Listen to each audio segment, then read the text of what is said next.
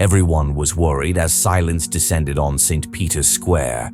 It was a big day for the history books and for change. Luis Antonio Tagle, the pragmatic Archbishop of Manila, recently became Pope Francis II. The whole world was on his shoulders, but he just smiled. He created a warm atmosphere and was like a ray of hope for the faithful. A new chapter was beginning for the Catholic Church. So, subscribe to the channel A Coronation, full of tradition. Sunlight poured in through the stained glass, and the air was filled with the scent of incense as the ancient rituals took place with a sense of beauty. Cardinals dressed in bright red robes made their way through the basilica, and you could really feel the weight of history all around. The papal fisherman's ring sparkled on his finger, showing off his authority. He received the pectoral cross and wore a woolen stole, reminding everyone of his job as a shepherd. Every part of the ceremony was rich in tradition, connecting to the very heart of the Church. Now he was the vicar of Christ, the successor to St. Peter, and he took on his role with humility and grace. When it was all said and done, the crowd cheered loudly. A global celebration. Cheers rang out from the Philippines to Poland, from Brazil to the United States. 1 billion hearts were beating as one. This was a moment that really mattered, something to hold on to forever. Tears rolled down the cheeks of elderly nuns, while young kids waved Vatican flags with pure joy. Everyone united in their love for the Church was celebrating this new chapter. Messages of congratulations were coming in from all over the world. This wasn't just a coronation, it was proof of how faith can bring us together. Then silence fell as Pope Tagle spoke to the world again. Pope Francis II, with emotion in his voice, addressed everyone. He talked about compassion, unity, and the importance of peace. He challenged the powerful and comforted those in need. He shared a vision of a church that welcomes everyone, especially those who feel left out. He called for a fresh focus on the teachings of Christ, urging us to get back to the basics of faith. His words struck a chord with millions. He's a pope for our times, a leader who gets the struggles of the modern world and embraces change. This is a papacy for a new generation. A papacy for modern times. Pope Francis II really shook things up when he became the first Asian pope. His election was a big deal and marked a significant change in the Church's history. With his fresh perspective and energy, he brought a new vibe to the Vatican. He was all about inclusivity and wanted to find a balance between tradition and modernity. Being the first Asian pope made him a symbol of the Church's growing global reach, and his background helped him connect with all kinds of people from different cultures and walks of life. His global perspective was super important for tackling the various challenges the Church faced in the 21st century.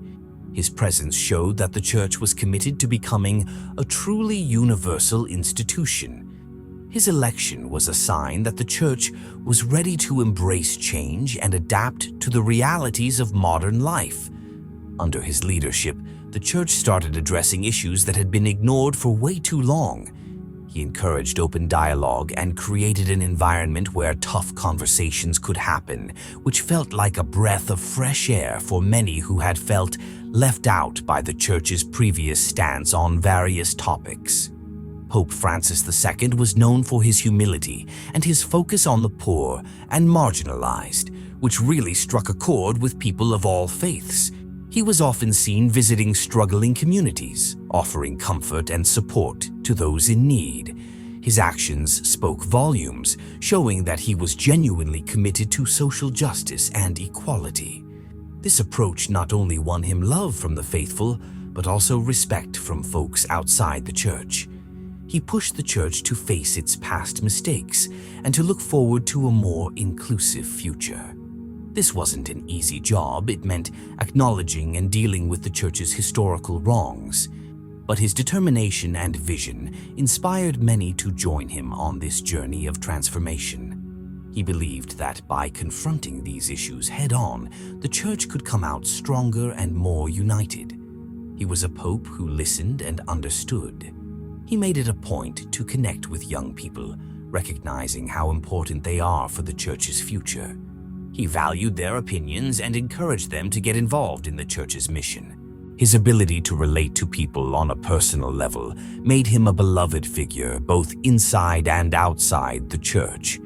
His papacy was all about dialogue and reform, shining as a beacon of hope in a pretty uncertain world. He was dedicated to building bridges, fostering understanding, and promoting peace. His leadership inspired many, offering a vision of a church that was not only relevant, but also compassionate and inclusive during a time of great change and uncertainty. Pope Francis II stood as a symbol of hope and renewal.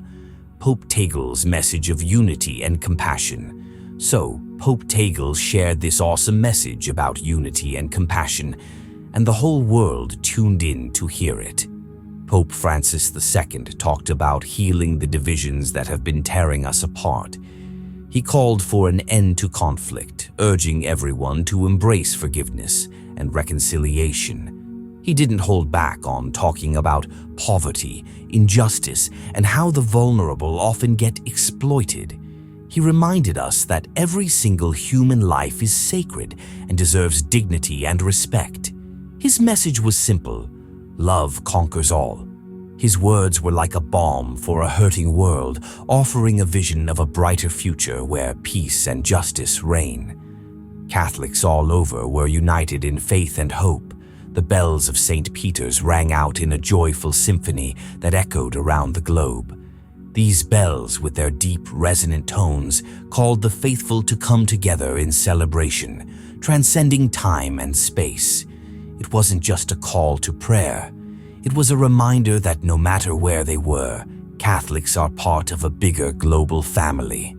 In places like Manila, the streets were alive with joyful processions and colorful banners waving in the breeze. Over in Mexico City, folks gathered in the Grand Cathedral, their voices rising together in a beautiful chorus. In Rome, the heart of the Catholic Church, the celebrations were both grand and solemn, mixing ancient traditions with modern expressions of faith. And in Rio de Janeiro, the lively rhythms of samba blended with hymns of praise, creating a unique and vibrant celebration. The coronation of Pope Francis II was a powerful reminder of the Church's universality. As the new pope was crowned, the world watched in awe. The ceremony, steeped in centuries of tradition, showcased the enduring legacy of the Catholic Church. The Pope's humble demeanor and heartfelt words resonated with millions, reinforcing that message of love, compassion, and unity. It was a moment that brought together people from all walks of life, united in their faith and hope for a better future, crossing borders, languages, and cultures. In churches around the world, diverse congregations gathered, each bringing their own unique traditions and perspectives. Seeing different nationalities united in prayer was a powerful image, showing how the Church brings people together. Whether in a small village church or a grand cathedral, you could really feel the sense of community and shared purpose. It was a reminder that faith knows no boundaries and that the message of love and hope is universal. The candlelight vigils, with their soft flickering lights, symbolized the light of faith guiding people through tough times. People prayed with candles in hand, their faces lit up by the gentle glow, reflecting their hopeful belief in a brighter future. These moments of quiet reflection and communal prayer provided strength and comfort, reminding everyone they weren't alone on their journey. In these moments of shared joy, the Catholic community felt a renewed sense of purpose and a shared commitment to building a better world. The gatherings were filled with laughter, hugs, and smiles as folks came together to celebrate their faith. You could really feel the camaraderie and support as individuals reached out to one another, offering words of encouragement and hope. It was a time to reflect on the values that bring them together and to reaffirm their dedication to making a positive impact in their communities. The celebrations weren't just about looking back, they were about looking forward to a future full of promise and possibilities, a testament to the Church's spirit. For 2,000 years, the Catholic Church has been through a lot, but always comes out stronger. Starting from its humble beginnings in the ancient Roman Empire, it has grown into a global community that impacts billions of lives. Through wars, plagues, and all sorts of social upheaval, the Church has been a steady source of comfort and guidance for those in need. Its resilience shows just how powerful faith can be and how firmly people believe in a higher purpose. The coronation of Pope Francis II is a perfect example of this enduring spirit. It wasn't just a fancy ceremony, it was a strong symbol of continuity and renewal. This historic moment highlighted how the Church can embrace change while sticking to its core values. The papal regalia, rich in history and meaning, reminded everyone of the Church's long and fascinating past. When the Pope blessed the crowd, it was a symbol of hope for the future, reminding us that faith, hope, and love are timeless values that are deeply woven into the Church's identity. These values have guided countless generations, acting as a moral compass during tough times. Watching people pray, lighting candles, and seeing sacred icons all reinforce how these principles stand the test of time. They form the foundation of the Church, remaining steady despite the ups and downs of history. The Church's teachings have inspired and strengthened people across different cultures and times. The beautiful stained glass windows telling biblical stories are a testament to the Church's rich heritage. They share tales of faith, sacrifice, and redemption that resonate with believers, no matter the age.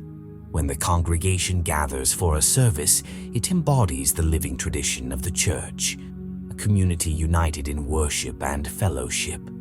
In a world that often feels uncertain and divided, the Church stands as a beacon of unity and stability, spreading messages of love and compassion that bring people together.